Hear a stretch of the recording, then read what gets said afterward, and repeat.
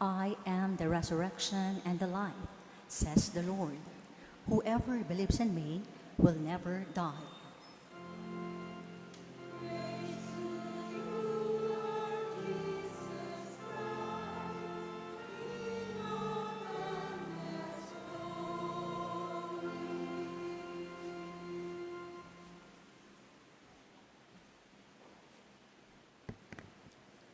The Lord be with you. And with your spirit. A reading from the Holy Gospel according to John. Glory to you, O Lord.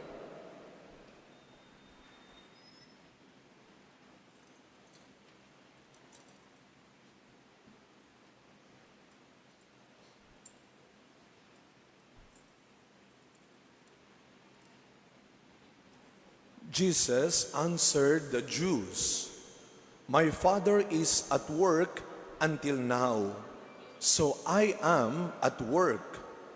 For this reason they tried all the more to kill him, because he not only broke the Sabbath, but he also called God his own Father, making himself equal to God. Jesus answered and said to them, "Amen, I say to you, the Son cannot do anything on his own, but only what he sees the Father doing. For what he does, the Son will also do.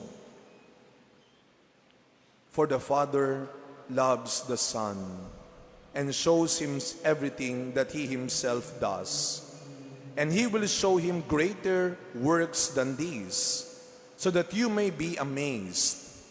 For just as the Father raises the dead and gives life, so also does the Son give life to whomever he wishes.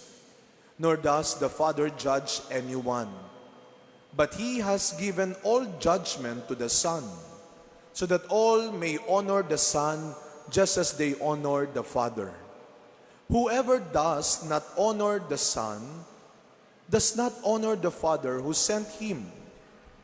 Amen, amen, I say to you, whoever hears my word and believes in the one who sent me has eternal life and will not come to condemnation, but has passed from death to life. Amen, amen, I say to you, the hour is coming and is now here, when the dead will hear the voice of the Son of God, and those who hear will live. For just as the Father has life in himself, so also he gave to the Son the possession of life in himself. And he gave him power to exercise judgment, because he is the Son of Man. Do not be amazed at this, because the hour is coming in which all who are in the tombs will hear his voice and will come out. Those who have done good deeds to the resurrection of life, but those who have done wicked deeds to the resurrection of condemnation. I cannot do anything on my own. I judge as I hear, and my judgment is just, because I do not seek my own will, but the will of the one who sent me." My dear friends, the Gospel of the Lord. Praise to you, Lord Jesus Christ. Good morning po sa inyong lahat. Pakibati muna mga katabi natin ng good morning. Tayo po ay nasa unang Miyerkules ng buwan ng Abril. At tayo po ay nasa ika-4 na linggo ng panahon ng Kwaresma. Talagang papalapit ng papalapit, painit ng painit ang panahon, pasimple ng pasimple ang ating altar. Pero kahit na bawal ang palakpak, lalo na ngayong First Wednesday, tayo ay nagkakatipon bilang mga anak ng ating mahal na Birhen ang ina ng laging saklolo. Bigyan natin ng pasasalamat ang Panginoon sa biyaya ng ating mahal na ina. Malakas sa palakpak ng papuri at pasasalamat. Sabihin natin ng malakas, thank you, Mama Mary. Alam nyo, nakakatuwa kapag bago magmisa ako, itong bago magmisa, nagbabasa ng mga intentions, no? And it is always good to hear, not only intentions for new job, to pass an exam, to have a baby, to go to abroad. Sabi kanina, ang ganda ng sinulat. Ako po'y nagsusulat, hindi na para humingi, kundi para magpasalamat sa iyo. I love you, Mama Mary. Sabihin nga natin yun, I love you, Mama Mary. Kung mahal natin ang ating mahal na ina, tutularan natin siya. Gagayahin natin siya. The best way to be grateful is to be generous. At yon ang nais ng ating mahal na ina. Kung kayo ay taus-pusong nagpapasalamat sa aking panalangin para sa inyo, isa lang ang hiling ko at hinihingi ko. Gawin nyo rin yan sa ibang tao. To pray for the sick, kung paano ipinagdasal ni Maria ang pagkakasakit mo, kung paano ipinagdasal ni Maria na sana guminhawa naman ang pamilya ninyo, kung paano ipinagdasal ni Maria na sana pumasa ang anak mo, makapag-abroad ang asawa mo, magka-love life na ka na. Sana ganun din ang gawin mo sa iba. Pay it forward. Ika nga. God is not asking us to pay it back, but to pay it forward. At ngayong Kwaresma, ano ang ating ipinagpapasalamat sa Diyos? Ang kanyang pagpapatawad sa atin. Ang ganda ng first reading natin. Ipinapaalala sa atin kung paano ang Diyos ay naging maawain, mapagpatawad sa kanyang anak tulad ng isang ina. Siguro naalala ho ninyo, yung mga nanay, nung kayo ay nagdadalang tao, ang dami ng hirap na dinanas ninyo sa anak ninyo sa tiyan pa lang. Ano yon? Sipa doon, sipa dito, tadyak doon. Imbis na magalit, anong sinasabi mo? Ay, ang anak ko, ang likot-likot. Pero nung lumaki na, hindi na nakakatuwa yun, ano? Kayo'y sinasaktan ng sinasaktan. Kaya minsan sinasabi, kung alam ko lang, hindi na kita inire. But the love of a mother is unconditional. Amen?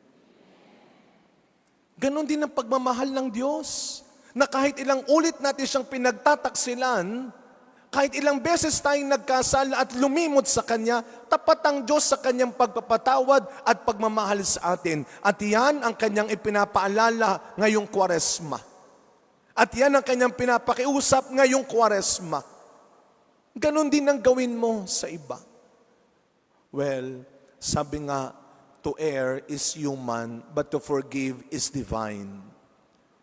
Ang magkamali ay bahagi ng pagiging tao. Pero ang magpatawad ay ugaling Kristiyano. Nung ako po 2 weeks ago, nagmisa ho ako sa Quiapo. Alam nyo, pang galing sa aming parokya, sa Assumption, dyan sa may Liberisa, sa Manila.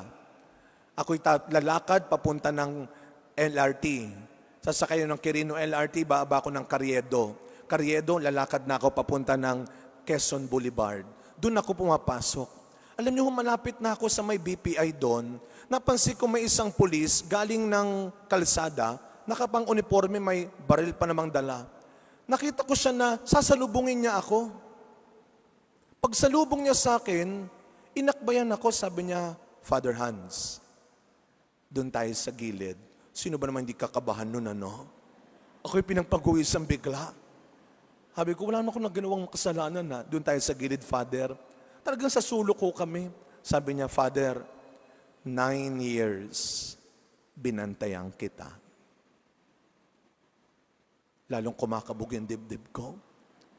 9 years, inabangan kita. Dahil 9 years, Nung nakakulong ako sa city jail, hinihintay kita lagi. Dahil kapag nagmimisa ka, doon ako lumalakas. Doon ako humuhugot ng pag-asa na isang araw, lalabas ulit ako. Father, 2 years na lang magre-retire na ako. Kaya salamat, nakabalik pa ako. Sabi ko na ko, Sir, alam mo, salamat sa Diyos, kahit tinakot mo ko ng very, very light. Sa totoo lang, hindi naman ako yung kinapitan niya eh. Ang kinapitan niya ay ang pag-asa sa Diyos na isang araw makakalabas ulit siya. At hindi siya binigo ng Diyos. Kaya nga, ito ang panghawakan natin araw-araw. Sabi ng ating Ebanghelyo, sabi ni Kristo, wala akong ibang ginawa, wala akong ibang itinuro, wala akong ibang ibinigay sa inyo, kundi ang nanggaling sa aking Ama. At yun ang tularan din natin. Kung meron mang tayong sanang magkaroon ng kakayahan ngayon, yan ay ang kakayahan ng ating Panginoon, ang anak ni Maria. At ang kakayahan na yan ay walang iba, kundi ang kakayahang galing lamang sa Diyos. Sapagkat hindi gawain ng Diyos ang manira ng kapwa, ang mangagaw ng hindi sayo, ang manakit ng mga kasama, ang manggamit at manamantala ng maliliit at mahihina.